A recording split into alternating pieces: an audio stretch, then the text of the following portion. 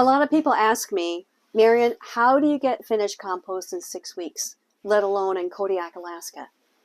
And how do you turn compost? And how do you know when to turn compost? Well, today we're going to answer those questions, and you're invited to my special area, my composting bins, and we're going to answer a lot of your questions about composting. And this is from experience, as in 40 years of experience making and using compost. So let's set the stage first. What we're going to do is move this pile over to this bin. And you might notice that there's like a pink cover on top here. Well, that's a piece of foam that I use to cover the compost to keep the heat and the moisture in. And speaking of heat, here's my thermometer right here, and here I'll show it to you. And it's just, ooh, hot, and it's just above 120 degrees. And the thing is, it's actually dropped down to 120 degrees, and that's how I know it's time to turn my compost. So your best friend when it comes to making compost is to use a long-stemmed compost thermometer like I just showed you. And then here's one of my buddies I got to show you. This is Compost Cowboy, and I found him face down on a pile of kelp, and now he's been my compost helper for, I don't know, like 15 years. So we're going to put Compost Cowboy on top of the thermometer when we're all done. So here we go. I'm going to pull out the thermometer like that, and it is steaming, I promise. Okay, here we go. You ready? Here we go. Okay. Wow. Yeah, it's hot. Now there's a few flies flying around, and that doesn't bother me one bit because I know that's just a phase in the fly's life cycle, from an egg to a larva or a maggot, whatever you want to call it. And I like using these bin boards like this because I can move them from one bin to the other as it goes up and down. Now you might be wondering, well, it doesn't look like you have much materials left. Well, you got a good point there, because when I made this pile a week ago, it was all the way up to the top, and already it's dropped down about a third of the way down. And that's one of the ways you could tell that your compost is done or nearly done, is if it's dropped down to about 50% of its original mass. And you need to make your compost all at one time, not in dribs and drabs. So before you make a batch of compost, the important thing is to collect all your ingredients all at once, and then you make a batch of compost. Okay, that's for starters. So, by the way, we have some white, it looks kind of white here, like sort of moldy, you know, and it's hot, so I'm going to just pick up some material here, and I'll give you a little close-up look. I'm going to stand up on a milk crate, show this to you. Okay, so this white stuff you see on here, this is good. You want to see this. This is kind of like a fungus, bacteria blend. These are called actinomycetes, and these are your friends. They're doing the work while you sleep, breaking down the materials. So when you see this white material in your compost, that's excellent. You're doing great. All right, now I know this batch of compost is a little damp. So I have right here a wheelbarrow full of partially decomposed leaves. So what we're going to do is take this material with a pitchfork, my favorite tool too, and we're going to mix this in at the same time. Okay, here we go. This is great upper body exercise. Gonna get a little steamy. I'm gonna be knocking like on top here to kind of knock it off the pitchfork. This is my favorite upper body exercise. Who needs a gym when you can turn compost, right? I'd rather do this than go shopping for clothes. Okay. Ooh, wee, steamy.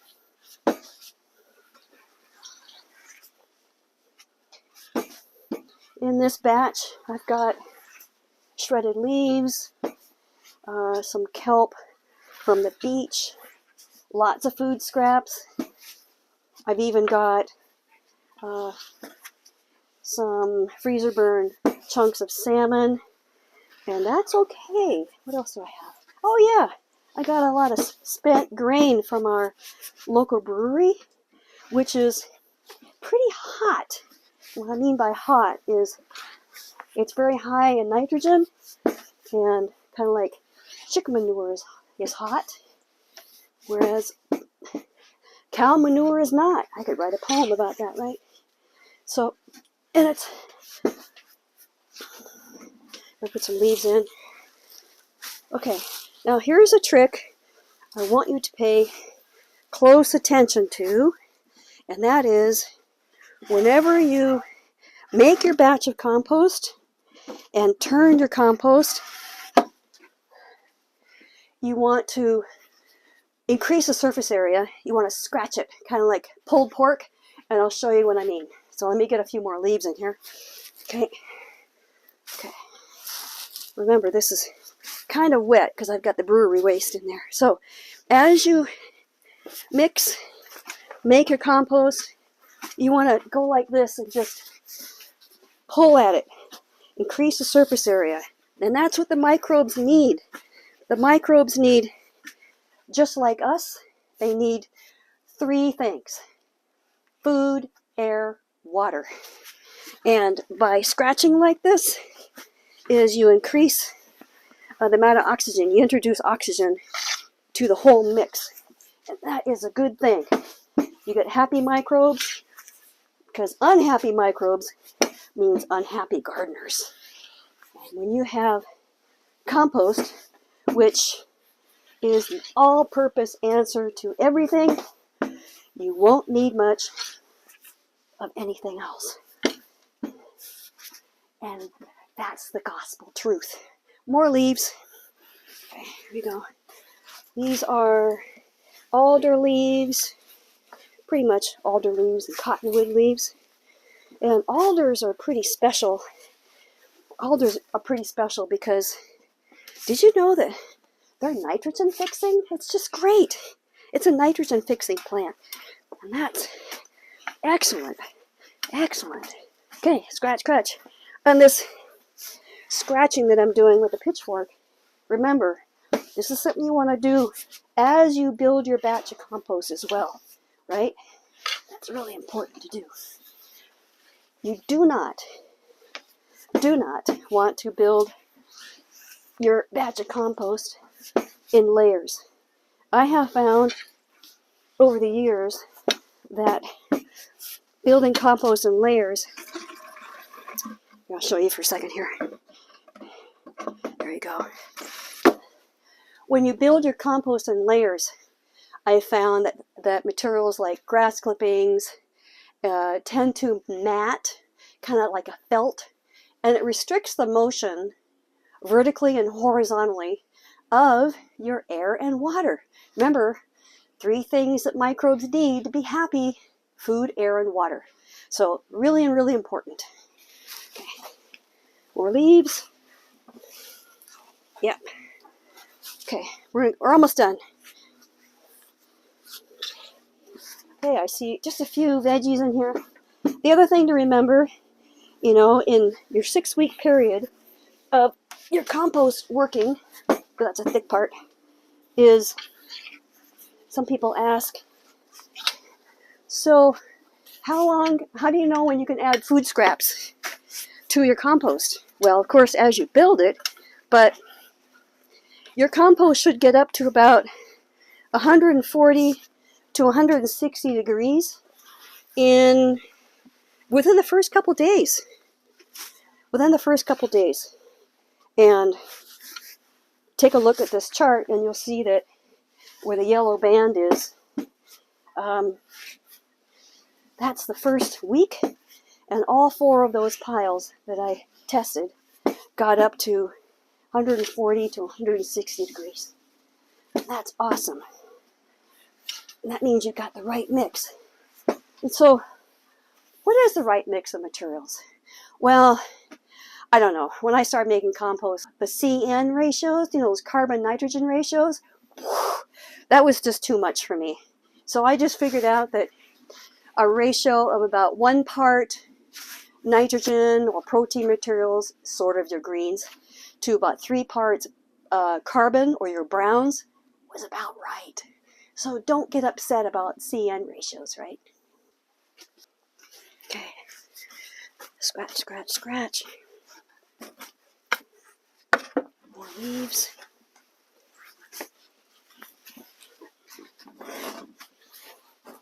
This was actually partially decomposed.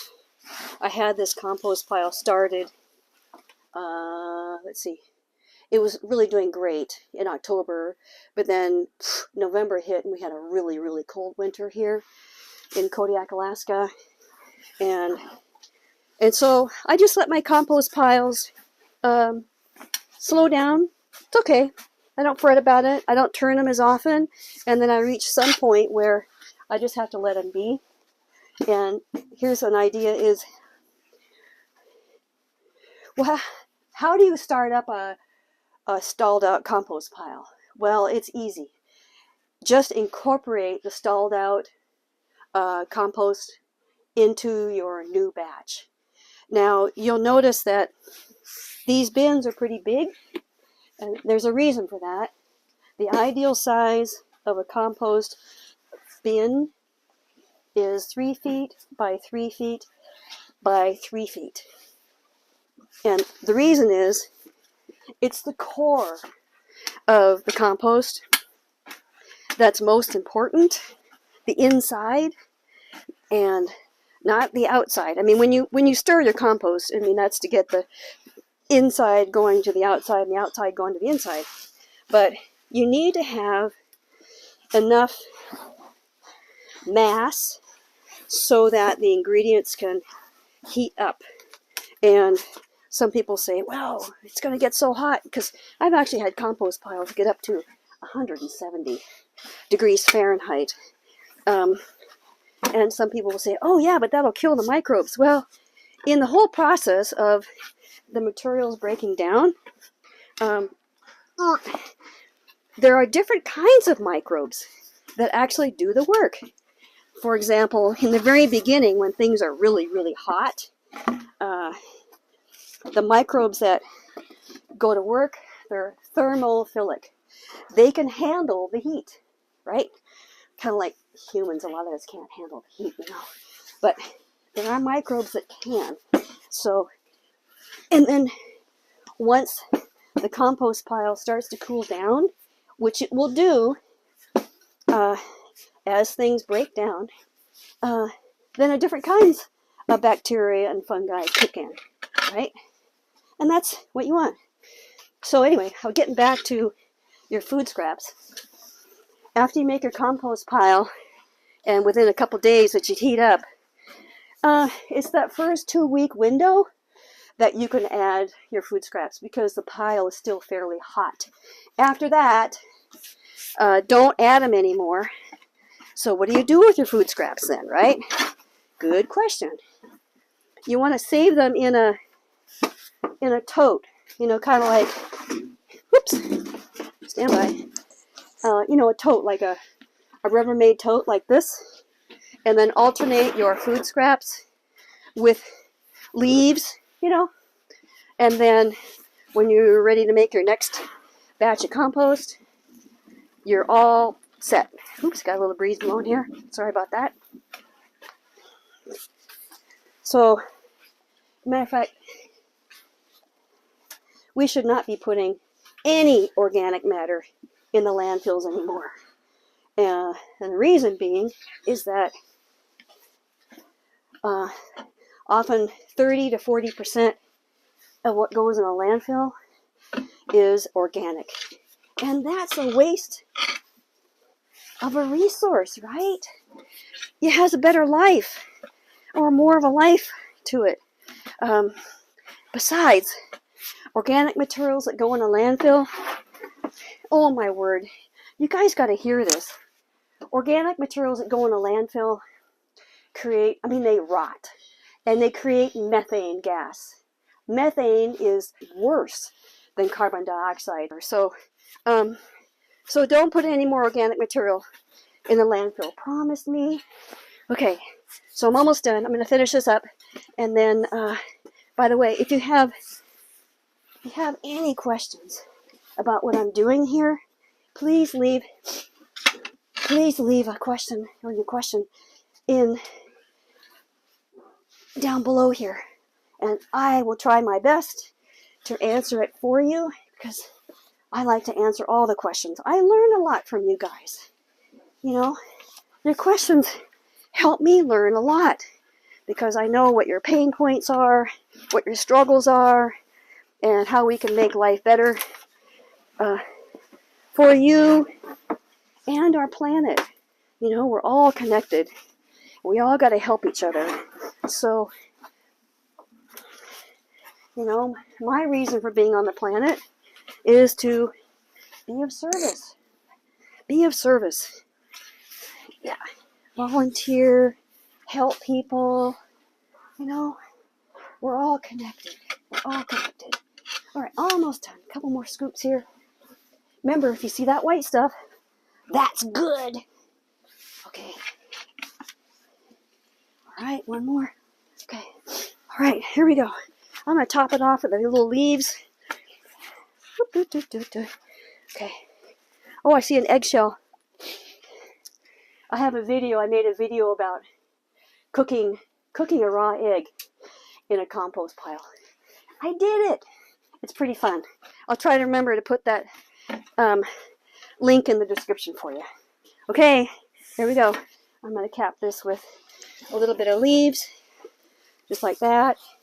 And then, here's that foam cover. You can use a piece of carpet, a thick cardboard, anything to cover your pile.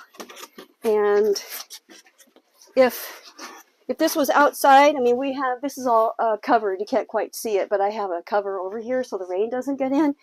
But it's very important, whether you have a compost bin like this, or you have a loose heap out in your yard, cover it. Because we don't have a million snorkels to give the microbes so that they can survive the rain. They don't want to drown, right? Okay, so I got this in here. I actually have holes. Oh, wait, I forgot one thing. This is the magic elixir. Okay, you know what this is? It's urine. You go, ew! Well, you know what? This is what people did for centuries. We've just become too clean and perfect as a human race. This is high nitrogen, folks. Yes. And I use it a lot. My husband, when he's out working in the yard, he says, "Hey, Marion, which bin do I pee in? 1, 2, or 3? All right. And I tell him. So don't be nervous and squeamish about it. It works. Okay. So here's my favorite compost thermometer. It's a Rio Temp. It has a long stem. That's because you want to get it down into the core of the pile and measure that temperature. So I'm going to put it in one of the holes. I made some holes here. Right all the way down the center like this. And then my buddy, Compost Cowboy, he's going to sit right here. My pal. Alrighty, that's it. This compost should be done in about 4 more weeks, and it'll go in the garden. I hope that was helpful. Again, if you have any questions, just let me know. Put them down below, okay? Keep your hands in the dirt and your eyes on the stars. Have a great day. Cheers.